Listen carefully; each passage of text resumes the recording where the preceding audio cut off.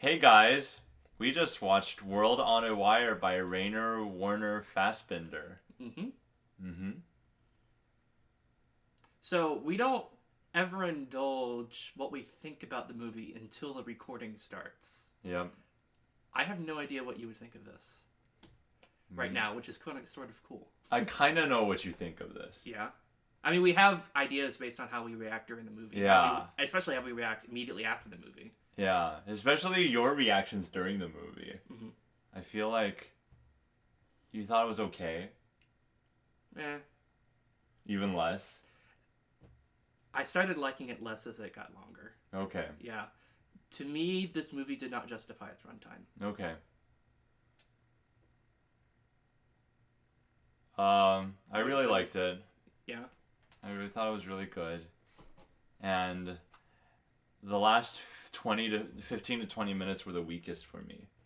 Last hour was the weakest for I me. understand. Yeah. But I thought it was still okay. It was justifiable until its ending. I think that, sure, modern day.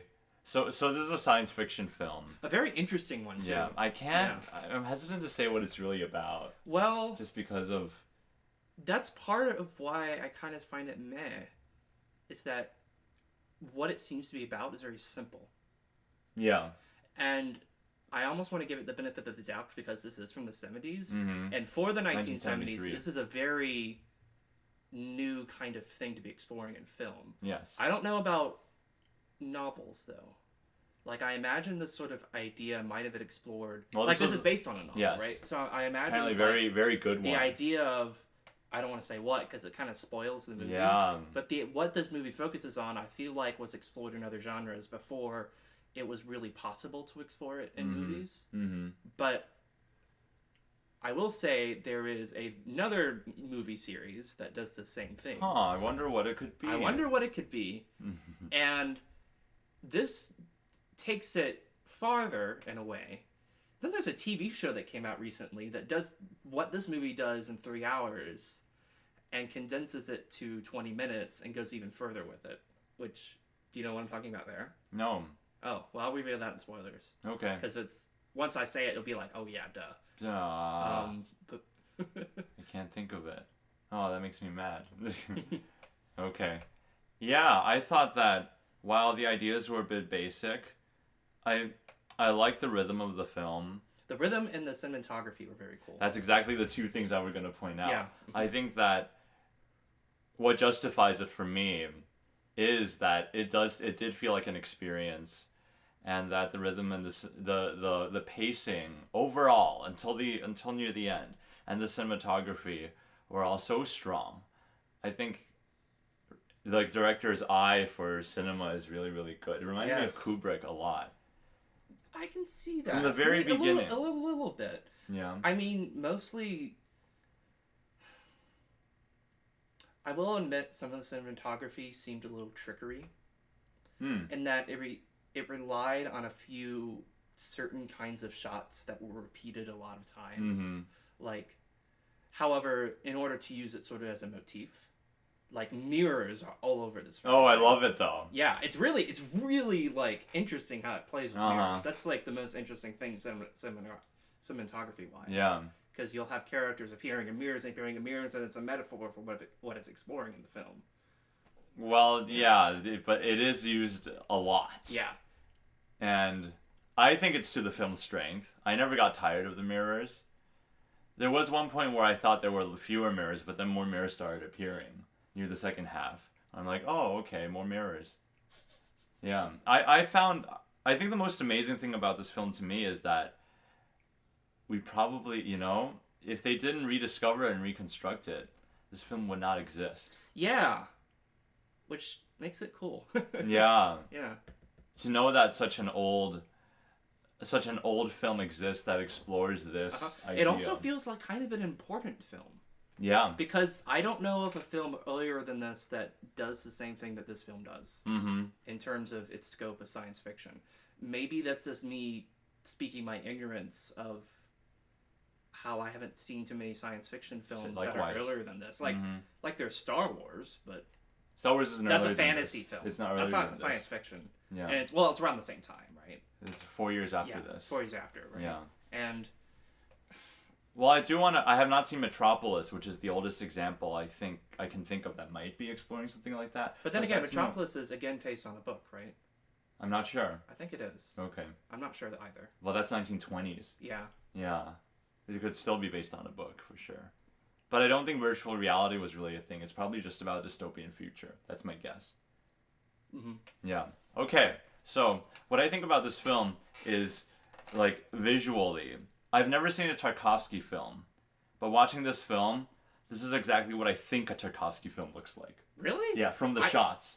From the shots? From the shots, from the little few screenshots I've seen of Tarkovsky.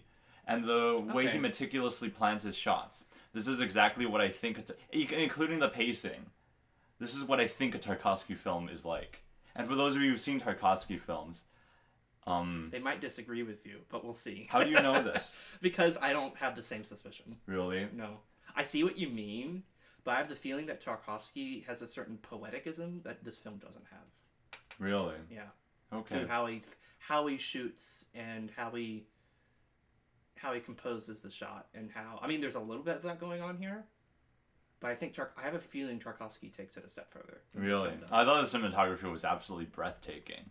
Like, I had to wrestle between 5 stars and 4.5 just because of the cinematography alone. It's 4.5 right now. Wow. Yeah. I agree the cinematography is great. And it's just that it relied on the same few tricks for me. Like, if it really explored its cinematography in different ways... I think it did. It maybe did, but it uses the trick of the mirrors. It uses, the very fast zoom shots. Yeah. And it's something that we don't see in film very often. So for the first 20 minutes or so, or 30, or really for the first hour, it was very, very cool and very engaging. But because this is such a long film, I feel like the length sort of did its detriment here. I think it's more of a sign of the times. Yeah. Because I've seen older films that use that a lot. So I'm like, oh, it's this kind of film. So I expected it to appear a lot. So for me, like, the more it happened, the more I'm like, oh yeah, I'm used to this. That's why I've said, during the film, I even told you, like, the more zooms happen, the more I can take them seriously. The first few, they were really jarring, and I felt the need...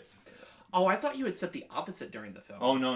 Interesting. No, I felt, the more zooms happened, the more I got used to it. Okay. In a way that's not to the film's detriment. Okay. It's to this is clearly a 70s thing. Yeah. Just so it's clear what we're talking about, there's a thing that this film does where when a character has a realization, the camera will be farther away and very quickly zoom into the character's face to imply that they realize something or that they discover something. I think it's not about discovering something. I think what really might tick you off a little bit is the fact that it's used when it's trying to communicate to the audience something that the character might not necessarily know. So sometimes when they're like, okay, this character's important, there would just be a zoom. Yeah, that did get me a little annoyed sometimes. Yeah, I figured. Yeah, something that this film also does is now you talk about audience, interaction is doing interesting things with what information they're telling the audience and what information the character knows. There are times when the character is kind of like trying to figure this out himself. Yeah. That's what he does for most of the film. Yes. And at the same time, the audience kind of does too. However, the cinematography and the way that it's being told gives the audience more information than the main character has. Yes. So I actually had figured out, I don't know about you, and, well, maybe we should leave that for spoilers. Yes. Of when we sort of figured out what it is that's going on. Yeah. Yeah. All right. Yeah. What else can we say? I can't give any recommendations without going into spoilers. Yeah, same. All the recommendations will be spoilery. I guess you can recommend Tarkovsky if you really do see the cinematography that well, way. But we haven't seen Tarkovsky. We haven't seen Tarkovsky, so I mean... Yeah. Just knowing he also delves in sci-fi. And knowing that he made films around the same... Well, I guess... It's very possible that this director may have been influenced by Tarkovsky. Or Kubrick. Yeah, maybe. Yeah. I don't know, though. I think Stalker came way later than this. I'm hesitant to say because I don't know the timeline for these films. But, oh, shoot. I had something to say. I don't remember. Oh, yeah. Do you want to watch more of his films that are shorter? I'm not drawn to. Okay. But if you're... He has a film called Ali Fear Eats the Soul, and it's about a Middle Eastern dude who falls in love with a cleaning lady, and it's about all the taboo. Oh, that Yes. the concept of that film was very interesting to me. So, yeah, and it sounds like with this type of cinematography, he might be able to use it in a more poetic way. Okay. I think so, because this movie is very concrete in its concepts and realizations, while that one seems more about humanity. And well, this is about humanity too, but in a different way, I yeah, guess. in a very black and white way, because because of the nature of its characters. Another parallel I sort of drew to this, a thought that came to mind was this is sort of like a Twilight Zone episode.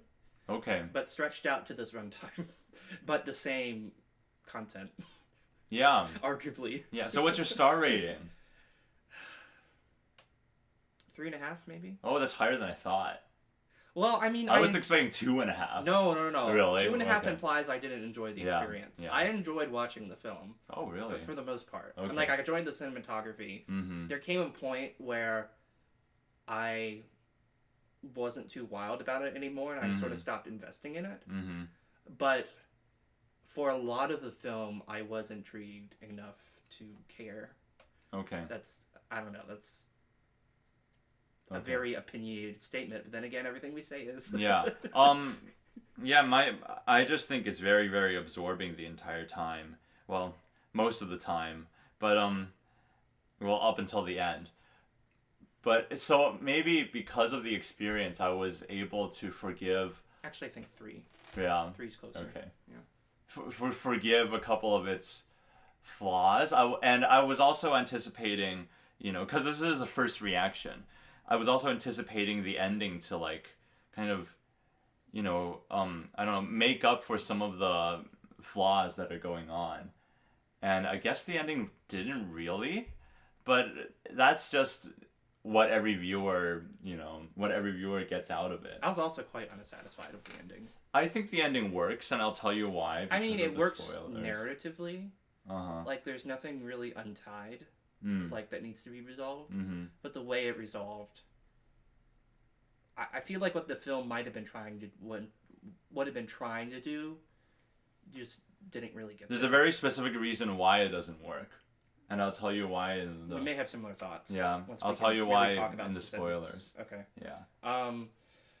Yeah, if you like the Twilight Zone, you might like this film. If you like science fiction that I guess doesn't rely, I can't say it doesn't rely too much on machinery, but like I think Well, the idea of what a computer was very much based in like a machine back then. Mm-hmm. Where to us it's like, oh, this thing we hold in our hand. Well, no, but that's not what I'm saying. I'm actually saying that it doesn't feel like machinery at all. This film, because of the way it talks about its, we can't go too deep into it, but what I'm trying to say is if you like Again, grounded, I got a different impression. yeah, if you got like I think this is a very grounded science fiction film. I agree. Yeah, so if you like very grounded science fiction Okay. films that don't have a lot of techno babble, that don't have a lot of like gadgets and gizmos. Yeah, this is very different from Star Trek, where the hyper compressor needs to be replaced in 10 minutes or else the ship's going to blow up. Yeah. Something like that. Well, of course Yeah. not. But even compared to something like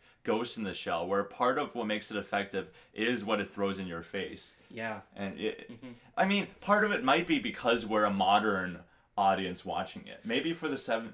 Yeah, it makes this a really weird film to watch today. Mm-hmm. Because I imagine back then it was completely like, kind of like we were, well, it might even be similar to the experience of us watching Ghost in the Shell, them watching this today. Because for them, like, the set is different, like the idea of getting information from a computer in that way is different. Mm-hmm. They have a simulation for what looks like FaceTime and Skyping. Right. And when we look at it, And when we look at it, we're like, oh, cool, that's the thing that we Careful have not to go now, too that- deep into spoilers. Okay, yeah, I guess that's a little bit of a spoiler, but I don't know, that gives sort of a window of like what this film kind of does with its technology. Mm-hmm. But I think the reason I like it so much is exactly what you said, is that it felt like such a weird film to watch. Mm-hmm. I like the way they wrestle with the ideas. So I can't help but enjoy it. And I think I might revisit it sometime, not anytime soon, especially with, we should get into spoilers for that. But with certain details, I wasn't too hot about it. But it's a solid 4.5 for me. You rate your films very highly. No, if you really did enjoy it, I'm very, very certain. Really? Okay. Very, very certain. If you enjoyed it that much. Yeah. Also, I don't think I've been rating movies as highly as I have been. You said the opposite, like. Oh wait, or did you? It was a long time ago when I said like, yeah. You go back and forth between feeling like you rate things too highly and rate things too low. Well, no, at this point, I'm so sure of all the things that I feel. Okay. Yeah, right. This is a solid 4.5. Okay. Like again, the longest time I wrestled with between a 5-star and a 4.5. Mm-hmm. That's when you know it's a solid 4.5. Yeah. But so it's spoiler time. Okay, yeah, I think we can do spoilers. It's hard to talk about this film without really revealing what it's about, because this film sort of relies on you not knowing information. Mm-hmm. Which, okay, let's go into spoilers. Yeah. You know that's a pet peeve of mine. Yes. Well, but here it's not that. Why is that a pet peeve though? Because, well, you remember our handmaiden talk. Well, a lot of what it doesn't reveal to you is what the character doesn't know though. Yeah, so that's why it doesn't annoy me as much. Yeah, but again, there is the camera trick where like someone seems important. Yeah, it's. Although often it's still trying to mislead you in some ways, such as with Gloria. You know, for a long time I thought she was more important than she was. You know, but then it turns out she's just spying. Thanks to Mr. E something, I forgot his name. It's kind of weird in this film. Okay, let's talk about this. I knew what was going on by the second scene. I knew what was going on by like 15 minutes.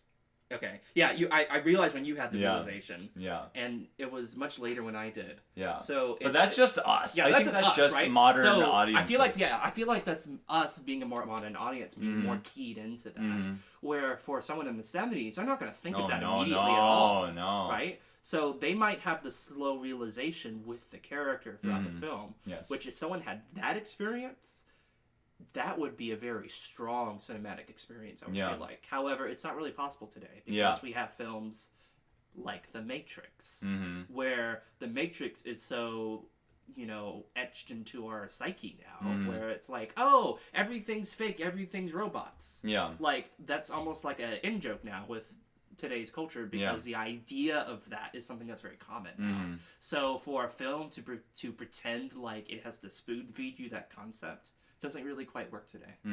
Which back then it kind of was necessary, I feel like. Well, I didn't really see a spoon feeding. Well, spoon feeding maybe is the wrong word, but like really taking its time to explain to you. It's very clear that that's partially the intent of the film. But there's another part of it, and it is like how the characters of that time, because we're exploring it through one character. The reason I enjoyed the first half, despite figuring it out within 15 minutes, is the fact that you see the main character just so hesitant to believe it. Also, should we just, for the sake of the video, explain what it is that's going on? Or should we just keep on talking? I think we just keep on talking. Okay, and just give it the benefit of the doubt that maybe they already know what we're talking about. Yeah. Okay. You can try to figure out what we're talking about. Yeah, I like that. I like that more. I like that sure. more. Yeah. What's the main character's name? I already forgot. I guess that's... Oh, no. Stiller. Yeah. Yeah, the main character, Stiller, yeah. Yeah. So, yeah, because you see him, like at one point near the end of the first half, like the answer was right in his face, and he's still... It's like a part of him is actively rejecting that it could be, or he just never thought of the possibility that his world, I'm going to reveal it, that his world could be a virtual reality or a fake world. And that process that he goes through is what makes it so enjoyable for me, at least for the first half. And that's also why the second half loses steam for a bit. Yeah, the second half makes it... So the first half I see about is him discovering very slowly that, this world is fake. The second half is about him trying to escape that world, basically. Yes. Yeah. And then he does. Yeah. Well, a lot of me, if we're talking the second half, a lot of me really enjoys how grounded, how non-action movie-like it felt. It felt like he was running hopelessly. And when he climbs the fence, I don't know, like... It didn't seem that climactic. It just seemed like he was literally just an average dude stuck in a world trying to run from this huge world. Yeah, that's what part of made the tension in this film kind of weird, because it's never revealed to us until the end, and it's still not really clear to us what sort of power they have over this world. Like, it's even more difficult for us as modern audiences because we already have assumptions from other things like The Matrix, like other sci-fi things that do this similar thing with simulations and simulations. Like we assume, oh, they have power over everything. They can just snap their fingers and something happens and the world changes. And it kind of works better in the context of the 70s because people don't already have those preconceptions. Well, I didn't think of the I didn't think of the Matrix much at all. I mean, I obviously saw the connection. Yeah, I didn't really either. Like once, I mean, understanding that this is from the 70s, but I guess I point that out because it's hard to tell how worried we should be for his safety. And it's hard to understand how much danger he's really in. I guess that's a good point, because they were able to, remove everyone else's memory. Yeah. With Laos. And it makes it unclear, like, I guess the question is, how much power do they have, how much power do they not have to make mistakes? And it becomes revealed after a while, they did make a mistake because the newspapers in these two towns don't line up. Right. And there are other things that it just becomes aware that they don't have as much power. And it also becomes more confusing because you don't know whether or not to assume if the power they have over what's under them, the simulation under them, is the same as what the people above them have over them. Right. And they imply that it maybe is, but it becomes soon apparent. Well, it becomes eventually apparent that it's not quite the same rules. I actually really like that. That makes it part of the mystery, but the thing is the tension. It's like, is there tension? Is there not tension? They're relying on that to drive the film. That kind of gets to me. The total opposite for me. Really? I felt the tension throughout. Really? It's because you don't know what they're going to do next. It's because part of my brain thinking like, okay, so I think the fact that Sheila remembers Laos could be a glitch, could be like the one exception. And so the people in his world who are trying to remove him are thinking like, wait a minute. What we made this, we had this glitch, how are we going to do it so that the next time it doesn't happen? But then later on it's revealed that it could be the people from above that are just toying with him. Yeah. And I agree that like the connections aren't that clear, but I don't think it has to be. And in fact, the weakest point in the movie, in my opinion, is when the woman, Eva, revealed to him exactly what corresponds to which. Yeah, I agree. Yeah. But the thing is, it lost its tension there because that's what they were relying on to give the film tension. And to me, that was already very weak. Really? Yeah. Oh, for me, it was really strong. Okay. Yeah. For me, despite the non-action-y feeling, despite the feeling that he's just running around in a cage, I think the tension was there. And that's exactly why I think I give it such a high rating. Okay. Because I think the second half overall is still enjoyable. But I think it's the fact that she revealed too much that makes me enjoy it less. Probably revealed too much too quickly. Yeah? I would even say. Well, it's the scene in the hotel. It's kind of hard to say for this film because they kind of spoon-feed you. Not spoon-feed. What's the word? Give you little droplets of information Yeah. They also, like, really heavily imply information through the camera work, right? Like, when the two dudes are talking, and, like, I laughed at one point, if you might remember, when he said, "I would like to talk to you alone." And he had intentionally brought the other guy in so that he wasn't alone, but then he left. But then the secretary stayed. Oh, right, yeah. And then they do a zoom in on the secretary showing she's listening. Like, right. Okay, I get it, right? You're showing that the secretary is listening and has a reason to be listening, right? And it's... Yeah, it's a 70s thing. Yeah. You can argue that it's aged. If it's aged worse for you, then that's... For me, it's just like, I can acknowledge that, if this were done today, it would be really, really, really, really lame. But it's similar to something we saw in another film that I'm trying to remember, where they sort of overestimate the audience's intelligence to see that for themselves. Okay. What was that we saw? I don't remember. Recently? Yeah, you know what I'm talking about, right? No. It was something we saw recently. Jamaican Run. Oh, Jamaica Run. Jamaica Run, where one of our Balderdash ones, where like they have to over-explain it because they kind of don't trust in your own intelligence. So they show it to make it really, really clear. I don't see the zooms as that like that though. It's edging towards that. It is edging towards that. I agree. But I don't think it's that. Like, if they had done it once or twice, and left it at that, that would have been okay. But they constantly do it throughout the film, and again, it's like an additive things, right? It's because this concept's already super clear to modern audiences, at least to me, right? At least for us. Like the fact that they make it so clear throughout the film, in order for it to really communicate it to a time where that wasn't really clear, and sort of a go-to. Okay, I get it now. I don't know. I don't think that's as big of an issue for me. I mean, obviously, you know, knowing the answer ahead of time, but it is something. But like, the moment I understood it, like, once I began enjoying the film again, I'm like, oh yeah, this is what happens. I'm just gonna pretend that I've seen this film already, and I'm rewatching it for a second time. Okay. That's the mindset I went in, and it worked perfectly. Okay. I mean, even if you know everything, the film is still enjoyable because of like the cinematography. And right. Exactly. That's also something we haven't said. The music is also really nice. I like it. I like the music. It's like this experimental synth stuff. It's like really cool. And then there's a lot of classical music too, and sometimes the two kind of combine together. Yeah, there were times when like the classical music seemed to have like a underlaying of electronic sounds that you could barely notice. That was very cool. Yeah, I like that. Yeah, it's kind of cool. I like the scene with the heartbeat in the meeting. I liked it for the first 20 seconds, and then it got annoying. Really? Oh, no. Or I don't know. Okay, it was a good choice for that scene because it communicated what it needed to, and anyone's heartbeat makes anyone go weird because of, I think, psychology. Well, I didn't think it was weird. Well, it's like it agitates you. No, I like that scene, right? Because that's the scene right after he has like the existential crisis, and he's just like, I don't know, rolling tobacco or weed. Well, he's taking it looks like weed at first, but he's taking apart his cigarettes. Oh, okay. Yeah, he's deconstructing the cigarettes like he wants to deconstruct the world. I think that's what they're going for. Really? Yeah. Well, for me, the choice of the heartbeat was that you might be able to hear a heartbeat in this world, but is it a real heartbeat?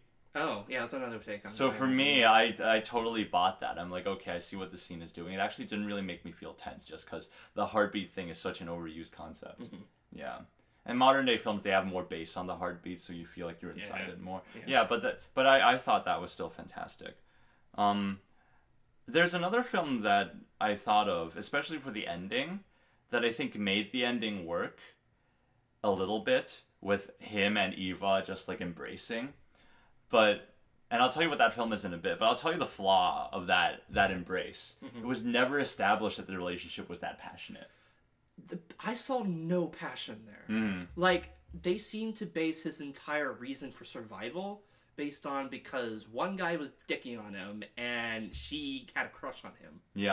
Yeah, there was no chemistry. And that scene that came out of nowhere. Like, again, this is a film about keeping information from you, right? Yeah. That already sets me off, but the fact that they didn't even justify... Okay, that's another thing I had really annoyed with this film, which actually... maybe annoyed enough that I thought of a reason to justify it. Go for it. Okay. The women in this film, at least in the universe that were shown... I did notice that. Yeah. All of them are servants. All of them. Like, they're either a secretary or they're serving food. None of them are in positions of power. None of them think for themselves. All of them serve men, either through a work relationship or through a sexual relationship. And I thought, wait a minute. If this is a simulation and a simulation and a simulation, and this is potentially a series of simulations that are made by men, then that would make sense. I think that works. But I'm not sure. I don't think that's what's going on here. Really? I think it's just the 70s being sexist.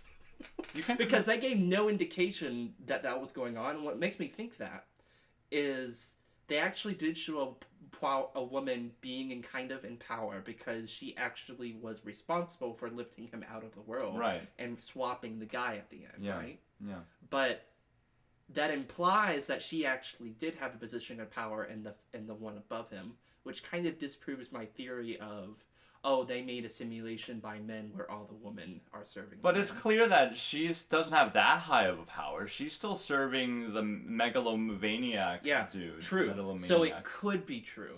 Yeah. But I have a feeling it's not, just because of what time period this comes from, and because they didn't emphasize it more. Well, isn't that meta in a way, that the fact that, it is made in the 70s, and yes, the 70s is more sexist, that just shows, I don't know. It works in a way. I think it works. It works. I don't think it's what it intended. But if you look yeah. at it that way, it works. Even if it's just a sign of the times, even if it's true, if it's just the 70s being sexist, this is still a good thing because a movie in a way is a simulation of real life. So when you make a movie about a simulation, this is literally a sign of what the 70s were like. You know? Especially in like an institute of science. That's interesting. I'll buy it. Yes. No, I think it totally makes sense. Like, it is. Yeah, I thought it was fascinating. Like, sexism, be what it is. I thought it was a fascinating lens to the time. Mm-hmm. Yeah. So. Okay. Mm-hmm. That's fine. Mm-hmm. Yeah, I mean that doesn't say that that's what the creators intended. Of course, yeah, exactly. But like that's a cool theory. I like it. Yeah, cool. Yeah. So the other movie I thought of when the ending embrace happened was. There's going to be spoilers for this movie, but I'm sure we've already given. No. Anyone who's another movie. Oh, another movie. Okay. If anyone who's seen this film probably has heard of this other film I'm about. You've seen it. Okay. All right. Ready? The Truman Show. Oh, Truman Show. Yeah. Okay. Yeah. See, how the Truman Show leaves the audience is, well, from Truman's perspective, is he leaves his show, and then the first person to embrace him is the girl, who briefly appeared as a side actress. Oh, yeah, that ends exactly the same way. Yeah, except it doesn't show them embracing, like, physically. But it works better because you truly believe their relationship. Mm-hmm. And so that might be the reason I see this film and I'm like, okay, I can buy, like, the idea that he feels so happy and he doesn't want to really see what the outside world is like because, at the end you see this tiny room. And it was kind of disturbing for me because it was just a tiny room. I think and the way the film... Or do you have more to say before I go on? Yeah, let me just finish it real quick. Yeah. And the fact that he doesn't go running out and like exploring the world, it definitely surprised me at first. But then, because of how I remember the Truman Show, the way I suddenly justified the way they embrace. But then I thought about like, oh wait, they have no chemistry throughout this movie, so it doesn't work. But it kind of does. Okay. First, okay, I think it's two main things that make that ending just feel wrong, in my opinion.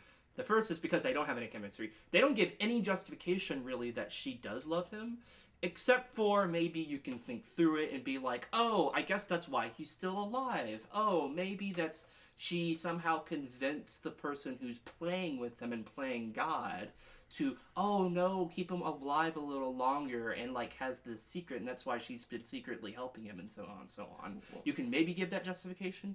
However, what really makes that ending not work, he has no interest in her. By the end, he doesn't give a shit about life. He doesn't give a shit about anything because he is in a simulation and he has no hope for the future. I can't agree with that. But here's the thing. There's a moment which I think justifies that. What? After they sleep together, when he wakes up, you know what he does? He slaps her? He slaps her. Why does he slap her? Okay, this might be my brain-making justifications, but I think he's just confused. Of his, like, existentially confused. Not, like, confused whether she's real or not. Or maybe... Because, here's the thing. One scene that really stood out to me was the fact that even though he did not know that she was the contact, and that even though he knew that everyone else was a simulation, and he probably didn't care for human life much, he told Eva to leave his cabin. And to me, that's a sign that he actually cares about her, regardless of whether she's real or not. And, like, I took it that way. It did not read that way to me. Really? Not at all. Okay. Yeah. I took it that despite their lack of chemistry, that was one moment where I could see a glimmer of, like, a little candle. I think up to then, he's like, yeah, I care for you, I want to see you. But then, like, he loses it. And that reminds me of another thing that annoys me about this film that I'll talk about, I guess, a little bit later, but because I want to finish this thought. Okay. But, yeah, to me, it seems like his goal as a character is to leave she's sort of like secondary. He wants to get out of there. Mm-hmm. And it becomes apparent that, what he cared about the machine, he doesn't care about the machine anymore. His values completely change. Yes. All he cares about is figuring out what's going on. Once he figures out what's going on, then she becomes an enemy to him, it seems like. Really? Yeah. He's running and running and running. And when he sees her again, he's like, what do you want? And he like sort of like goes along with her and is like sort of agreeing with her. But then there's a moment like she gives him a gun and he's like, do I shoot you? Do I shoot myself? He's like unsure, which I guess supports your just like confused theory. Yeah. And that I would agree that probably is part of that he's confused. But like to me, the whole thing reads as this like he's just completely narcissistic and like has no value over his own life anymore because he doesn't see his life as something that's legitimate. Right. Yeah, so for that reason, I don't see how he can even find love legitimate. Or his own passion to love someone else. Well, maybe that's what it is. I mean, we don't know if that world that they claim is reality. But the moment that he wakes up, I think he's suddenly free. And that's very, very poetic and symbolic. Like, real people don't act like that at that moment. But the fact that he suddenly feels free means that he can love her and embrace her more passionately. But why? Is this like, I can love you now because... he does say, I love you at one point. One or maybe 2 points. So but I guess it's because, like, the film gives you the... Well, there's no chemistry. It makes it look... it makes it look like he doesn't care about shit. But then they, like, he says, I love you. Mm-hmm. Why is he saying that? Is it because he actually loves her? Or because, like, he maybe sort of cares about her? You ready? And he's just manipulating her. I don't get it. Okay, this is exactly why I want to watch Ali Fear Eats the Soul. Because the relationship in this movie works so badly. But Ali Fear Eats the Soul has a 4.2 on Letterboxd and is considered one of the most tender relationship films ever made. Okay. And I just want to see him do it right. Okay, sure. I can give you that. That makes me more interested to see this film now. Yeah, exactly. I'm like, this doesn't work, but it might work in some other film he's made. Okay, yeah. And it could be the novel. It could be the story it's based on. It could be the source material. Yeah. Yeah. Because I feel like with camera work like his, and I'm thinking about the scenes where, like, for example, the camera revolves around the cabin and only shows windows.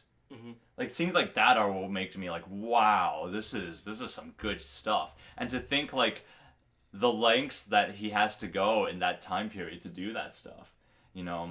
And I think there's another one where the camera also goes around something. Oh, yeah, he's talking with another person in, like, a restaurant or something, or... No, in an office, and the camera just rotates around them over and over again. And then there's a shot where they're in the chairs, and they start talking. Okay, that's funny. That's amazing. That's amazing. And they start talking, they just start spinning and spinning and spinning. No, because it's so clear that Sheeler's intoxicated from the previous night. Uh-huh. But then the other dude also starts spinning. It's like he's making fun of him. Right, yeah. It's really funny. Well, that's good. Yeah. Okay, something else that annoyed me about this film. There are very two clear moments that I can think of where they cheat you. Go for it. As an audience member. Number one, it's one that actually confused... No, both times they actually confused you. And I guess just by luck, I happen to understand what they meant by it. The first time was the cliffhanger that they made. Yes. It looks like he dies... And then immediately when the second one starts, he gets back up again and punches the guy. Einstein / Like, that's just them wanting to put in a narrative device that makes you want to watch the next one. That's true. For this mere sake of wanting you want to watch the next one. That's true. That, I think, is just villainous filmmaking. Okay. That's just... don't do that. Yeah. It confuses people like it did you. Mm-hmm. It makes people go, oh, okay, and that's what you're going to get out of it. And it's a cheap trick. Yeah. Another cheap trick that they did was when he shot Eva. And she went, and they looked like he shot him for the mere purpose of making the audience think that she got shot. Right. And then she just gets up and goes, what was that gun? No, it didn't bug me as much. That annoyed the shit out of me. That annoyed the fucking shit out of me. Okay. Yeah. And it only happened twice. It's part of the reason why I'm sort of more about this movie. Mm-hmm. Is because it happened twice, and also the film also relies on keeping information from you. Okay. And that is manipulating an audience, and I don't want to say the wrong way because that implies there's a right way to manipulate an audience, but like a way that just... Am I right, Handmaiden fans? Am I right? Okay, yeah, this goes back to if you know The Handmaiden, we ended up having like, he loves that film, but it peeved me for similar reasons of how it keeps information for you for the sake of building tension and like almost lying to you in order to, I just don't like that way of storytelling because I think there's something a little bit amoral about it. Okay. Yeah. Yep. Yep. Yep. What else is there to say? Is there anything else about this film that we want to say? He always knocks like this. I wonder if that's a German thing so or funny. it's like a 70s thing. So he always knocks like this. Yep. That's great. Like he'll put his arms up. Oh, he's gonna do it. Boom, Yep. boom, boom. Yep. Yep. That wasn't as funny to me as it was to you. I don't know. It's like it wasn't funny until he did it for like the third time. Okay. And I realized he kept doing it that way. Mm-hmm. Oh, let's talk about the singer. Okay, there isn't too much to talk about. I just thought she was funny. There's a singer who sings in English, and it's kind of obvious she doesn't really know English that well, so she sort of mumbles some of her line music sometimes. Oh yeah, that's really It funny. made the beginning kind of humorous. Yeah. It's the same singer that appears in that show where like the German soldiers like execute her, right? Yeah. Yeah. That was an interesting moment. It seemed to me they were suggesting some sort of imagery there. Yeah. Oh, that was kind of foreshadowing for the ending, come to think of it. Oh, I guess you're right. Yeah. Yeah. Yeah, I like that. It's like a nice little touch. It's Yeah. not mind-blowing. It's just like, oh, okay. Yeah. Yeah, I'm okay with that. Yeah. Yeah. All right. I think we good. I think we covered it. Yeah, that's basically it. Oh, wait. I was thinking of an... Okay. So, I was saying how the ending of the film where, like she feeds him too much information, like, oh, yeah, the other dude jumping in the river was just, you know, my way of blah, blah, blah, you know, like how everything is connected, and I found that really annoying. It reminded me of another film where the ending, they try to explain too much. But for that one, I think it works. But I saw that film a couple of years ago, and my perception might be skewed. I can tell you this film just because it doesn't ruin anything. So, you haven't seen this film. Mm-hmm. It's Psycho. Oh. Yeah. In Psycho, when the ending happens, there's this character who has never appeared, and all he does is explain the entire movie. And that was definitely written for the audience of the time, who might have a little trouble, turning it. But for that one, he's not, like, in this film, it bugs me because I like some things more vague, and Eva forced things together. And it made me think some of the things is not effect, because a lot of the film, what makes it work for me is that there is an air of mystery about how it works. Yeah. And in Psycho, it works for me because everything that the dude says is like stuff I know already. To a point where I'm like, okay, you're just elaborating on it. And that's okay. That's cool. That's cool. Man, this is forever going to be a question for me, is like, how much information do you give the audience? How much, like... Because some are of the opinion that, they need to know everything all the time. Mm-hmm. But films like this work because it keeps information from you. Mm-hmm. And it wouldn't, like, there would be no tension otherwise. Mm-hmm. So it really makes me question, like, if not that, then what? And then I think other films that, you know, they don't rely on keeping information. I think here's a question that works. Like, here's a question that's interesting. You like Fight Club? Yeah. What? That one definitely keeps information from you. Well, it keeps information from you, but it's not... I mean, that's different because it forces you to think about things. Like, the topic of it isn't necessarily the twist in Fight Club. That's true. The topic is what it's exploring, and it's asking about... forcing you to explore with what's happening. Mm-hmm. What the twist does in that film, the new information that it gives you, is that it makes you recontextualize what the film was about. Nice. It's not about, okay, well, we're keeping this from you. We're keeping this from you. You know what it is? No, we're keeping this from you.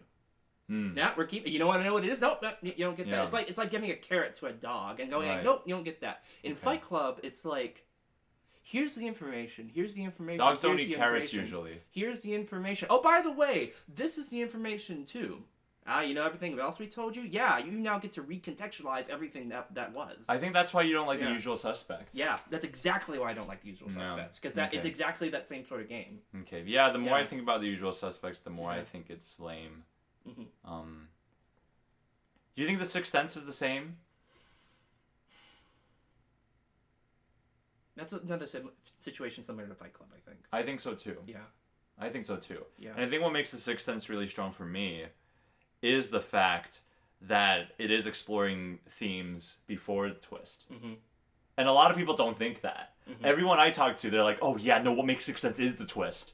Like, no, what makes Sixth Sense is the scene in the car right before the twist where I cry every time I watch it. Actually, it's one of the most emotional scenes ever. I watched that scene with someone else thinking like, oh, is this going to be a really fun movie that like we'll both enjoy? But it actually affected them so much that they were just like in a bad mood for the rest of the time. Really? Oh man, I love it because nobody talks about that aspect of the film too much. Mm-hmm. Yeah, it hit them really hard. Oh, yeah. It's so good. And the first time I watched Sixth Sense, I didn't think that. I'm just like, what is happening? Or no, the first time I watched it, I already know the twist because everyone knows the twist from the internet. And I'm just like, oh, when are they going to reveal it? When are they going to reveal it? So I never really got the emotional impact. And I think that's the thing with Shyamalan twists that really work for me in general. They're not hiding information from you. They just make you recontextualize things. Yeah. For example, the one in Unbreakable, it reveals a whole new layer to this one character. Yes. The one in The Village, it's not something you don't know already. It's the whole film is already peeling it away. But The Village just gives it an extra layer that makes what they do in The Village more sacred and more treasured. And I think that's why I like The Village so much. And then there's Split, which that's a twist amazing. that amazed me to no end. Oh, same. That the balls to do something like that. Yeah. And then you have films like The Visit, where like the twist happens and you're like, okay, and then the movie still goes. It just gets crazier from there, you know. It's like the twist doesn't recontextualize much. I mean, it only adds an air of disturbing, but it's nothing that, you know, makes you totally think of the film as something different. I don't know. It's an interesting case. Yeah, The Visit. Yeah, so Shyamalan's good at it. Shyamalan's very good at it. I thought of two other unrelated things. Yeah? Yeah, okay. One thing is, I'll say this. I have one other point too. I'm glad we keep I'll keep thinking of things. Yeah. So they use phones in this movie in a really interesting way. Mm-hmm. It makes me wonder if the people of The Matrix read the book. Because obviously they hadn't seen the movie because this movie was not like a thing back then that was popular. Exactly. But again, there's that parallel that makes me wonder. It's very possible because it seems like the book is it seems pretty influential. Because from the few Letterboxd reviews I briefly started reading just to get a little context, it seems like there were people who read the book before and explained how it impacted them. Mm-hmm. Yeah, I imagine the book would also answer a lot of our questions that we have about like the vagueness of just how information works in that. It might actually work like better in a novel context. How the story works. I think so. Yeah. Yeah. The other thing I mentioned earlier, there's a TV show that does this. In much more depth. Have you realized what Rick and Morty? Oh yeah. Yeah. You know which episode? The Citadel? No. Wait, hold on. Once you get it, you'll be like, oh yeah, duh. Oh, is it the Shamalalians? Yes. Oh, okay. Yeah. Okay. Yeah. They take it further because it's like a universe and a universe and a universe and a universe. Yeah. And they get trapped in that like lowest level universe where it's just like prehistoric times. And like Rick and Morty kind of makes it a joke. It's the humor that combined with it that really works. Yeah. But that definitely shows how far it's come since then. Yeah. Yeah. Okay. This last point I'm about to make, I think that's the key to why I like this film so much to give it a 4.5. Okay, sure. The reason is because I'm not the biggest fan of The Matrix. That's why. Because this feels like a much more grounded version of The Matrix. I agree. This film does a lot of things better than The Matrix did in terms of like its science fiction. I will say though, I enjoyed The Matrix more because it was more dramatic and because of its action. Like The Matrix is an action film. Yes. It's an action film with a very interesting sci-fi concept. Yes. This is not an action film, and it instead relies on the psychologicalness of the science fiction. And the science fiction is a little bit diluted. Yeah. And I think the length dilutes it. If it were like an hour and a half, or even like heck, if it were a 30-minute Twilight Zone episode. I wouldn't say 30 minutes would have made it work. I think an hour and a half. I think this could have been done in 30 minutes. It could have been done in 30 minutes, but a part of me did enjoy the atmosphere and the slowness. For modern audiences, it would have worked in 30 minutes. Yeah. For 1970s, I don't think so. That would have been very, very Or difficult. for Kevin Wang, who apparently lives in the 1970s. Hey, I think this could have, I'm making conjecture of what works and what doesn't, of course. Mostly speaking to my own taste. Yeah. But here's a theory I have. What if, because part of the reason I didn't like The Matrix, or like, I think I gave it 3 or 3.5 stars. I thought it was good, but part of the reason I wasn't the biggest fan of it was the fact that it had a concept that I had not seen explored like this before. But then it resorted to action. So now instead of going deeper, it just became an action flick. So now that I've seen a film that goes deeper and keeps it more grounded, if I rewatch The Matrix, will I like it more? Interesting. Watching another film that satisfies something that a previous film did not do, will it make you like the other film better? And should we watch The Matrix? Are you down to rewatch The Matrix?